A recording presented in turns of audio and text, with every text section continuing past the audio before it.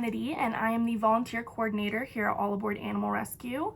We are a 501c3 nonprofit organization working to enhance the life of both pets and people through the process of saving them and then matching adoptable animals for their forever homes.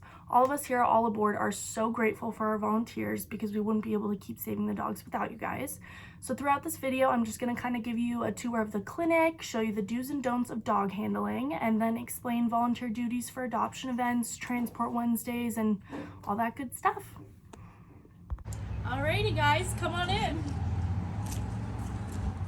Alrighty, so right up here we have our front lobby, and on Wednesdays we like to get all of our stuff ready for the fosters. So we like to kind of get it all in a little pile and we put each dog's name on it. That way when the fosters come, it's easy. They can grab the dog, grab the pile and go. And then next, we have 4 different little clinic adoption rooms that we use during events and also on Transport Wednesdays to evaluate all the dogs, hang out with them, and during adoption events, we'll let potential adopters and one dog come on in here and they can spend some time with them, get to know them. They can also take them outside. Alrighty, this is DJ. She's gonna help me out with the rest of the tour. Right back here, this is where we keep all of the food and dog treats. So we got lots of treats in these 2 cabinets. And then we have dogs medication over here.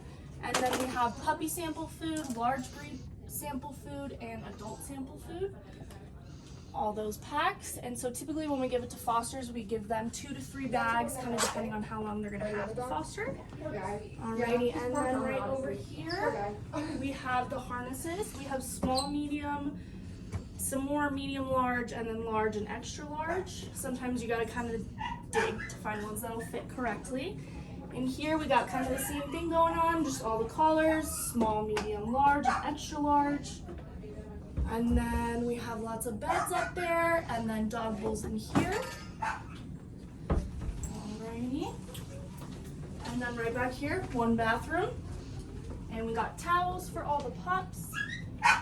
And then this is where we keep a lot of the dogs right when we get them on transport day. So we put them back here and then we get them fitted for a collar and a harness. This is Chance and Sister. They're helping us out today.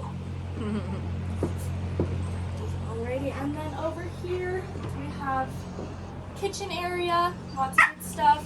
Usually this is where we prepare the Kongs and the lick mats for all of the dogs. So the water in the fridge you can help yourself to. And then over here we have the washer dryer, as well as a little bath area for the pups. And another bathroom with a whole shelf of blankets that we like to give to the fosters.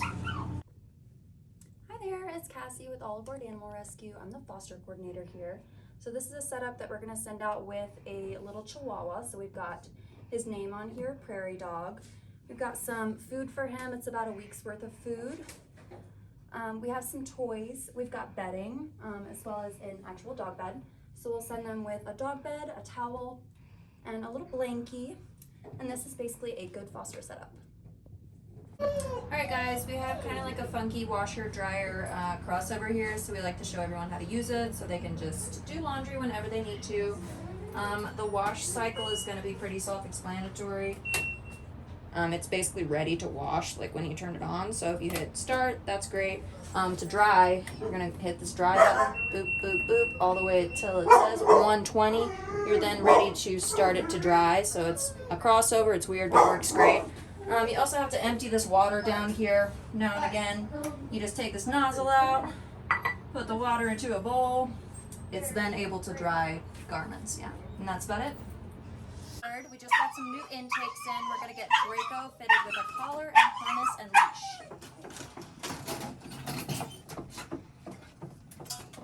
Good job. You're doing great. You're doing great.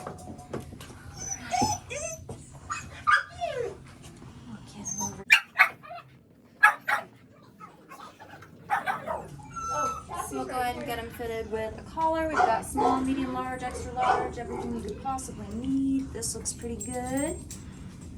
We want to make sure it has an All Aboard tag on it so they are identifiable as our property.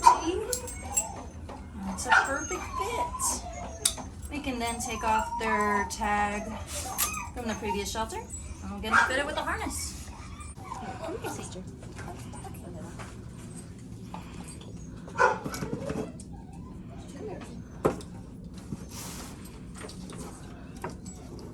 See, that one might work for Mr. Draco. Might be good for this.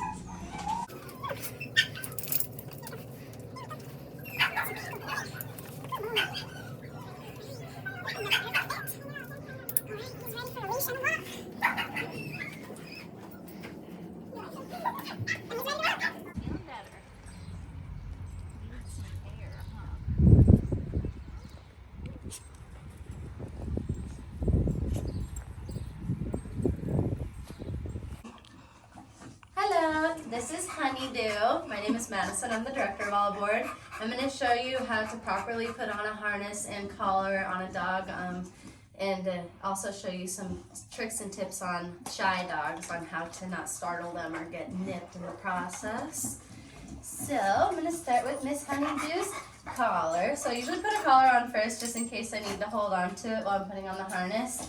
If it's a dog that's shy, sometimes they don't like you reaching over the top of their head. So I usually wait until I can easily pet them and then I put it on. Sometimes if they see that you're gonna put something on them, they may be scared. So then you just kind of gotta hang out with them a bit until you're able to put it on without them really knowing. Miss Honeydew is awesome, so she really doesn't give me much trouble. And then for the harnesses, all harnesses will be different. This one has where it has a front patch area, and then this is the front and then this is the back. Usually the back will have a clip and the front. Sometimes it's only on the back, but we want to make sure that it's usually clipped on the back unless it's a really strong pulling dog. So Honeydew's really good, but with some dogs that are more nervous, you want to kind of put it on like a t-shirt while you're petting them. Again, don't put your face too close to their face. Kind of reach around if you need someone else to help you, and use a slip lead to hold the dog while you're putting it on too. That tends to be pretty helpful because they can be pretty wiggly. So Honeydew, come here. So for hers, the big part will go in the front. And then it'll kind of just go on like a little t-shirt. Some don't like their paws touched, so you kind of just have to slip it on or find a harness where you can just avoid having to slip their legs in it. And then you clip the front here, and then under there, like another little t-shirt. And then good. And then you want to make sure that the collar and harness, that there's only about 2 fingers under the collar so it can't slip off. And then the harness as well, you want to make sure it's pretty tight but not too tight so that they can't snuck out of it whenever they're on a walk. Sometimes when they get scared, they back out and then they try to back out of it. To avoid that as well, if they do have those clips down here, we can attach it both to the collar and the leash, or use just a harness and a slip lead to avoid any of them getting out. The biggest things with rescue dogs is we don't want them getting out because we don't want them becoming strays again, getting hurt, getting other dogs on walks and things like that. Really pay attention to body language. Honeydew is super loose body language, wiggly tail, open mouth, very excited.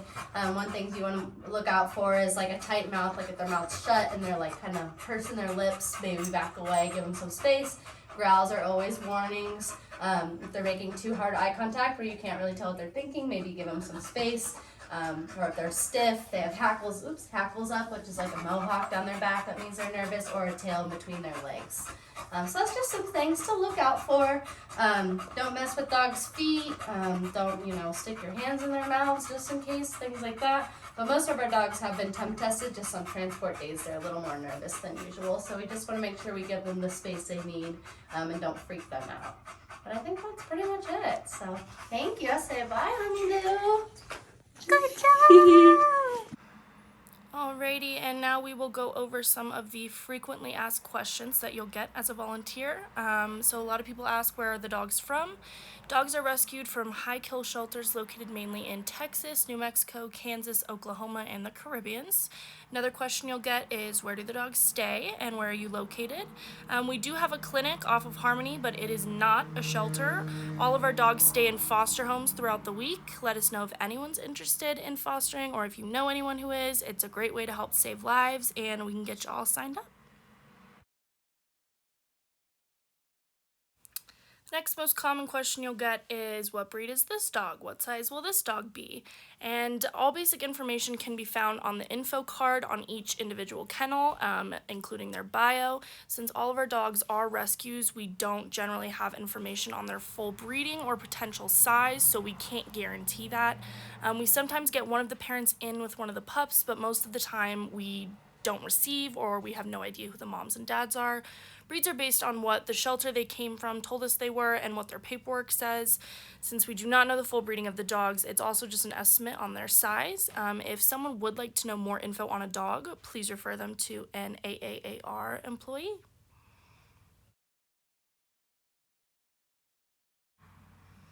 Another question you will get all the time is, are all dogs spayed or neutered? And an easy answer for that is that dogs under 6 months are typically not spayed or neutered, although there are random exceptions. They're not altered due to an extension from our partner vet to place the pups at a more appropriate age for the procedure. Most of the dogs over 6 months are altered, or the procedure would be covered in the adoption fee. For puppies under 6 months, the spay and neuter procedure is not covered in the adoption fee. And adoption fees also range from $300 to $600 depending on the dog's age, breed, and how much AAAR puts into the dog's costs. Most of the time puppies are around $495, adults $425, and senior dogs over 6 years $250 to $325. There are some exceptions, so make sure to check with an employee. A lot of people will ask us, do you have a trial period to adopt, or do you guys do foster to adopt? And the common answer for that from you guys can be no. We only do permanent adoptions unless it is a special case. We have found trial adoptions encourage dogs to be returned and not looked at as lifelong commitments. If it is an adult dog, this could be depending on the dog or the situation. Just ask one of the employees. Another question is, people will always be like, can we adopt and bring this home dog today? Can I adopt them later in the week? Today doesn't work for me. So yes, they do need to bring that dog home that day. We only do adoptions at the Saturday adoption events unless coordinated otherwise with staff members. Since we are foster-based, we are unable to accommodate all weekday adoptions unless it's a very special situation. We try to save available fosters for the dogs incoming the next week.